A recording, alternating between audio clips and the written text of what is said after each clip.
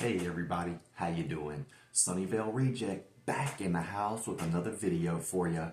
I hope you guys are having a wonderful weekend so far, and if not, maybe these books will make your day a little bit better. I know we all love horror in this community, especially Stephen King. Now, I did a Stephen King collection video months ago. Please check it out.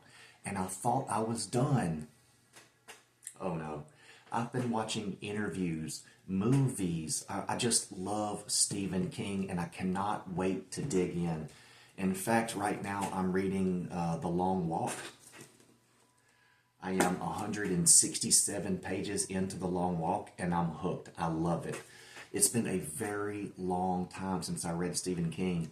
I read Salem's Lot and I read Carrie decades ago and I loved them, of course, but I moved on to other things. My passion and love for horror has recently been reignited, and Stephen King is the man of the hour. So I'm starting with The Long Walk, but then I'm going to read Carrie, Salem's Lot, Thinner, and Insomnia. And then I'm going to delve deeply into the Dark Tower metaverse. We're going to see what happens. Sippy of the coffee here. Now, the books I'm about to show you are not in any particular order. I didn't want to do it in publication order. I kind of wanted each book to be a surprise. I'll get to every one of them at some point. And the last two books I want to show you are the books I'm really the most excited about reading by Stephen King. So I'm going to save the best for last. Okay, let me shut up and show you the recent additions to my Stephen King collection. Here we go. The first one,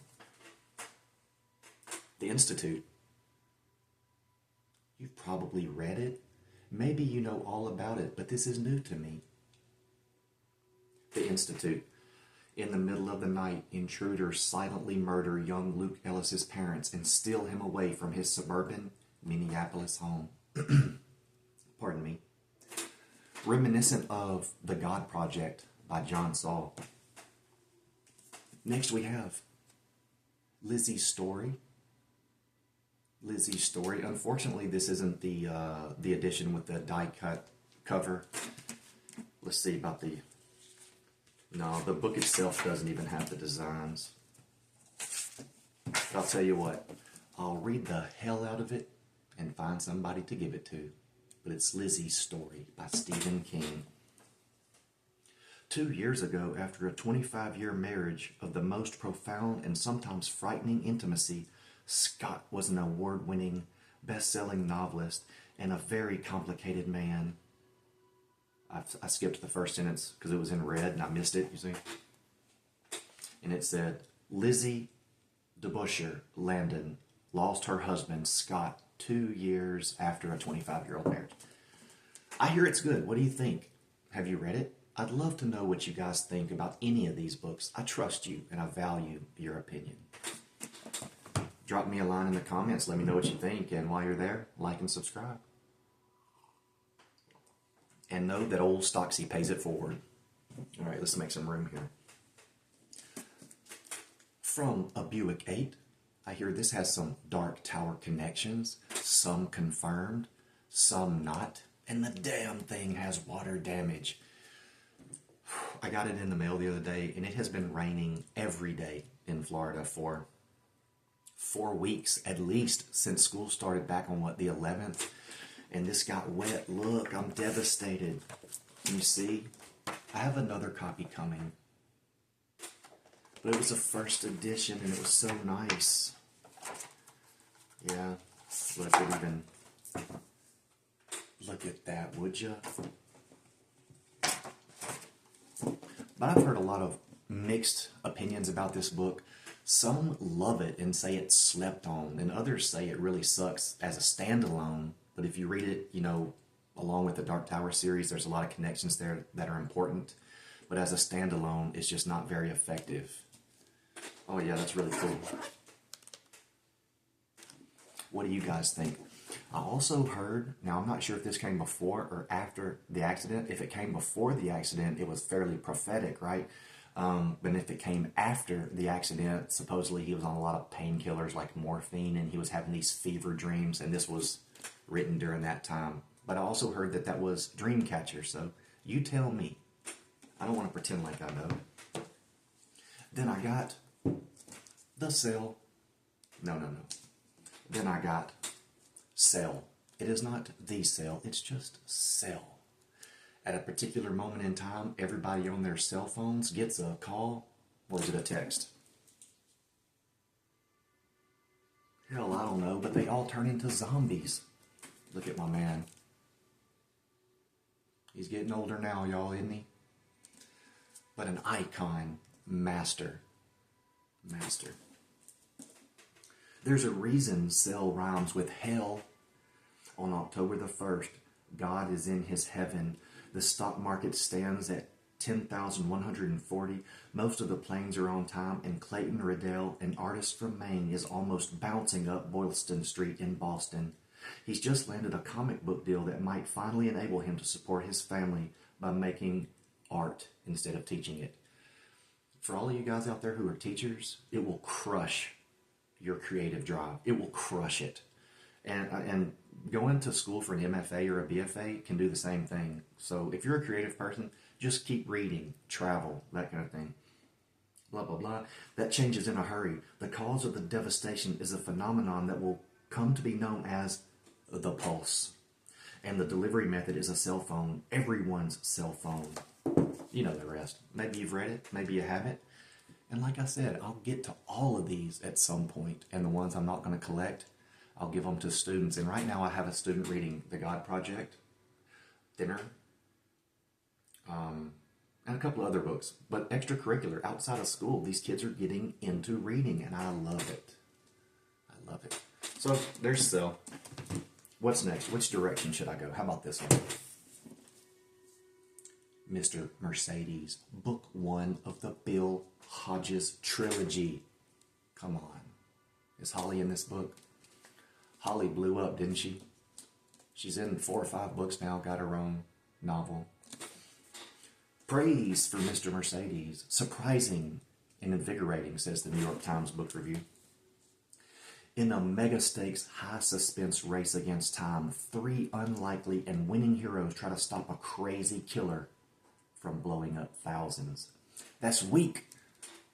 In the pre-dawn hours in a distressed American city, hundreds of unemployed men and women line up for the opening of a job fair.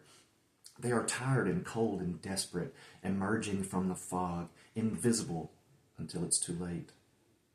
A lone driver plows through the crowd in a stolen Mercedes, running over the innocent, backing up and charging again. 8 people are killed, 15 are wounded, and the killer escapes. And that's what I meant by weak, cowardly. And scumbags do that all the time. They hurt innocent people at their most vulnerable and weakest. Like that, running over people in the streets at a festival or a parade or something like that, or shooting somebody at church or at school. Only weak-ass scumbags do that kind of stuff. All right, I'm shutting up. But we're all affected by it. But there's 2 other books, Finders Keepers and, End of Watch, is that it?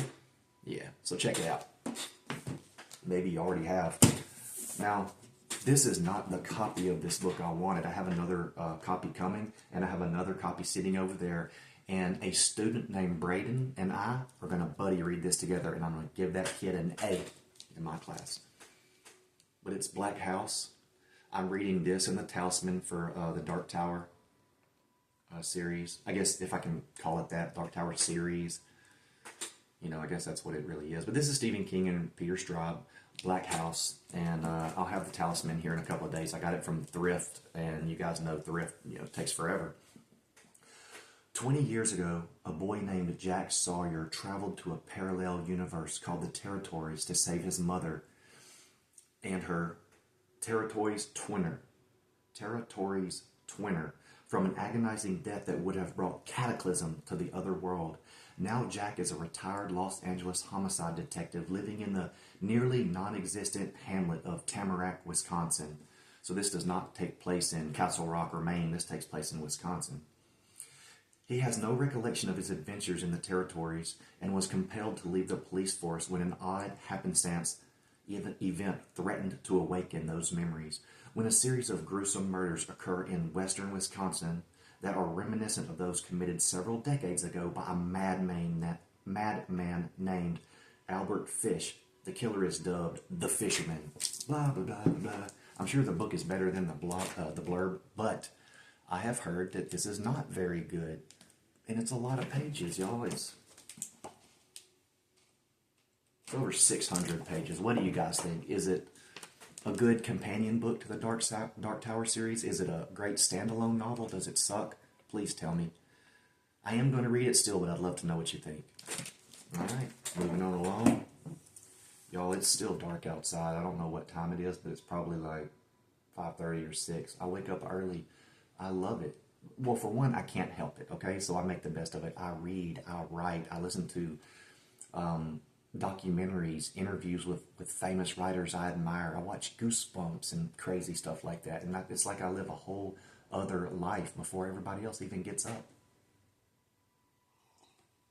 Shut up? Okay, I will. I'll take your advice. Billy Summers. Billy Summers. This is a really cool cover. I like it. That's embossed. This is matte.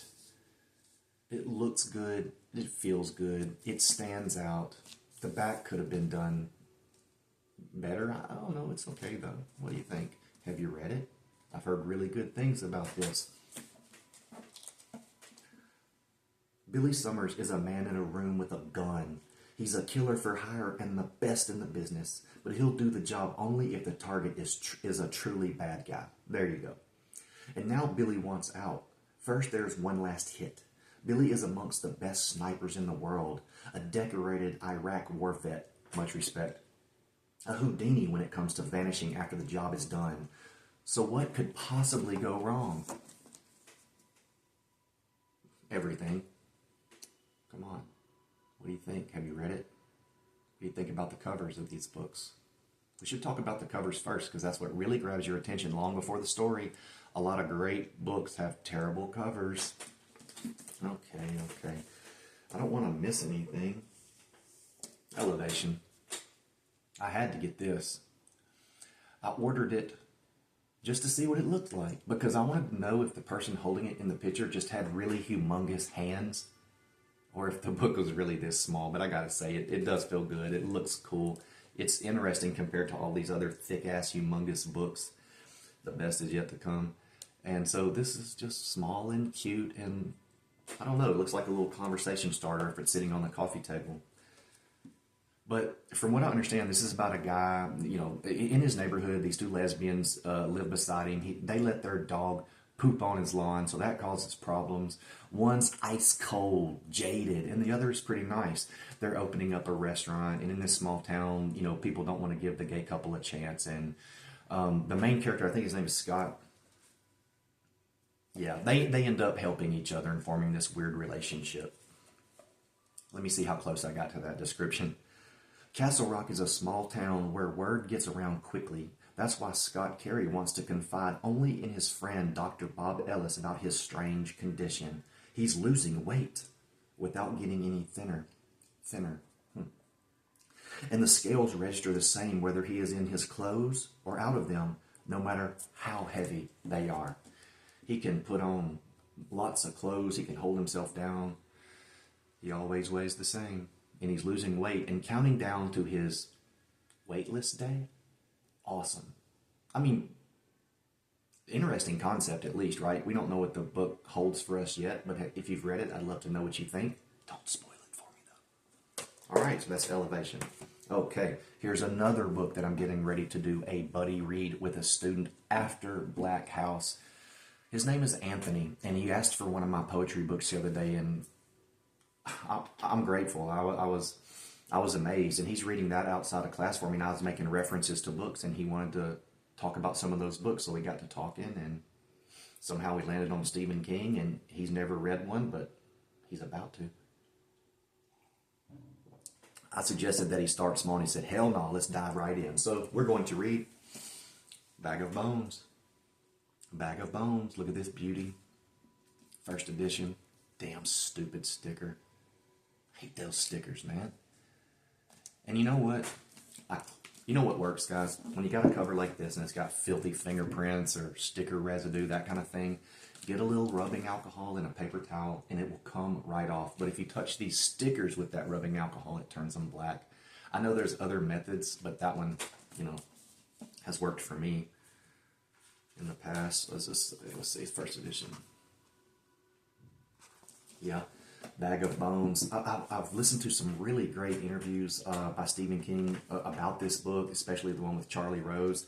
And he said, people that call me a horror novelist have never read Bag of Bones, which is really a gothic love story. And he himself has experienced, you know, Stephen King has experienced writer's block, but not to this detrimental level right here. What's it about? I'm going to tell you. Stephen King's most gripping and unforgettable novel, Bag of Bones, is a story of grief and a lost love's enduring bonds. Well said. Of a new love haunted by the secrets of the past, of an innocent child caught in a terrible crossfire. Set in the Maine territory King has made mythic, Bag of Bones recounts the plight of 40-year-old best-selling novelist Mike Noonan, who is unable to stop grieving even 4 years. Even 4 years. After the sudden death of his wife, Jo, and who can no longer bear to face the blank screen of his word processor. So he goes to his old lake house to try to write and get over his writer's block. Turns out the place is haunted. It's haunted. Bag of Bones, y'all. Check it out. I had this when I was a kid, and I had, when I was a kid, you know, as a teenager, and I had From a Buick 8. That title, it always gives people trouble, but it comes from a Bob Dylan song, I think, called From a Buick 6 or something like that. So he was paying homage to Bob Dylan there. But I got rid of them, and I always regretted it. So I've been wanting to replace these books for quite a long time. Okay, moving right along. I've heard this is Stephen King's best book. What do you think, though? That's what matters. It's 11/22/63. I have a beautiful, beautiful copy of this humongous masterpiece. Have you read it? What do you think? Part time travel tale, part love story, part historic document. What do you think? I have heard this is his best book, and it's not hard. On November the 22nd, 1963, 3 shots rang out in Dallas. President Kennedy died, and the world changed. What if you could change it back? In this brilliantly conceived tour de force, Stephen King, who has absorbed the social, political, and popular culture of his generation more imaginatively and thoroughly than any other writer, takes readers on an incredible journey into the past and the possibility of altering it. I asked my students this one question: if you could go back to any point in time, where, when would it be? A lot of them say, you know, the time of Jesus Christ, when he was being, they would go back and try to stop that. And I thought that was noble. A lot of them actually had noble answers. A mother's death, a father's death, a sister, something like that. And that was good to hear, that they'd go back to some time really important and try to make it right. What would you do? It begins with Jake Epping, a 35-year-old English teacher in Lisbon Falls, Maine, who makes extra money teaching GED classes. He asks his students to write about an event that changed their lives, and one essay blows him away. A gruesome, harrowing story about the night more than 50 years ago when Harry Dunning's father came home and killed his mother, his sister, and his brother with a sledgehammer. I don't know what to say. That's tough. And the sad thing is, it's probably happening right now somewhere. We're down to our final book, y'all. Thank you so much for sticking with me. I love you. You're beautiful. You're perfect the way you are. And I tell my kids that every single day. It can be intimidating being in a classroom full of beautiful, imaginative, deep thinking kids. You know, I I used to not think that, but these kids have changed my opinion recently. And it has to do more with the teacher. You know, you got to up the rigor. These kids don't know what they haven't come into contact with. You have to show it to them, and you have to be patient. And you have to be patient with yourself too. Tell yourself that. Pat yourself on the back. As I shut the hell up. Okay, guys. Here's the book by Stephen King I've been putting off for a long time. I can't wait to read it, especially now that I'm pumped about revisiting his work and reading the Dark Tower books. This is a beautiful copy of The Stand. Look at this. Thick ass, chunky masterpiece. One of the books, I haven't read it yet, but I know a lot about it, and I've read all the reviews, and I've talked to people, and I've watched, critique videos and that kind of thing, and I just cannot wait to dig into this. I dated a girl when I was in college who read nothing but classics and actually shunned Stephen King and said, if everybody reads his book, it must not be that good, or his work must not be that good because the bar in the mid is so low. That's not true. That's pompous and arrogant. People like what they like, and they like it for different reasons. But this is a beautiful, beautiful copy. I think it's 1990 Doubleday, original, uncut. Let's see. Yeah, 1990. I don't know what printing this is, but it sure is. For the first time, complete and uncut. I don't know if it's rare. I know it was hard for me to find one in this, condition, because it's in great condition, but I cannot wait to read The Stand. And like a lot of other folks, I might have to dedicate a year of my, or more, of my reading life just to Stephen King, but I want to get the full effect. This is the way the world ends, with a nanosecond of computer error in a Defense Department laboratory and a million casual contacts that form the links in a chain letter of death. And here is the bleak new world of the day after, a world stripped of its institutions and emptied of 99% of its people. We've had those kind of extinction events before. Think about it now. On Earth, everything is dead. What you see is the remaining 2%. And we are running out of oxygen too, folks. All right. A world in which a handful of panicky survivors choose sides, or they're chosen. A world in which good rides on the frail shoulders of the 100-year-old Mother Abigail, and the worst nightmares of evil are embodied in a man with a lethal smile and an unspeakable powers, Randall Flagg, the Dark Man. The Stand. My God, we've looked at some beautiful books. You've been so patient. I can't ask any more of you other than to get out there and enjoy the day with your friends and family. I hope you have some great weather. And if you're watching football, I hope your team wins. Never stop reading, and stay cool.